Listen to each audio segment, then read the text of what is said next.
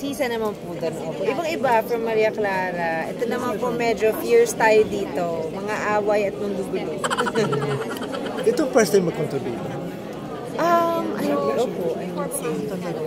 Although nakatry na ako na medyo gray roles before, pero ito yung first time talaga na full-on contribute. Opo, i-encourage po talaga ako ng GMA na always manggulat. Kasi like yung Sisa, I doubted myself nung binigay nila sa akin yun na parang, kaya ko kaya, bagay kaya. And after nun, na-realize ko na, meron silang vision talaga. Meron silang nakikita minsan na hindi mo nakikita na kailangan tumalon ka na lang talaga. So, nung inuupa nila yung, yung idea na to, sabi ko, sige, go ako dyan. Kasi dream ko rin makatrabaho si Bea and Dennis. And of course, dinagdagan pa ng seat. So, ano pa bang hihilingin ko para ako may libreng workshop? Wala akong makukuha from this kundi growth talaga. Miss Andrea, ready ka nang mabash if ever? Oo, part naman yun. Part naman yun. Pero sana, kasi ang goal ko rin talaga for this is, yun nga, maintindihan din nila, parang makita rin nila sa nanggagaling yung mga actions nila.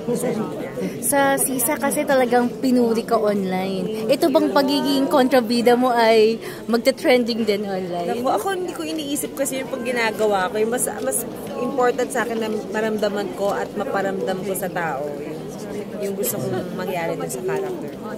So bonus na lang yun talaga. Kapag nag-trend. Pag may ganun nangyayari. Miss Andrea, secret naman for looking good. You look good, wow, grabe. You look good. Parang blooming mo. Thank you po. Blooming mo talaga. Happiness siguro. Wow. Kailangan yung mindset mo lagi lang masaya, positive.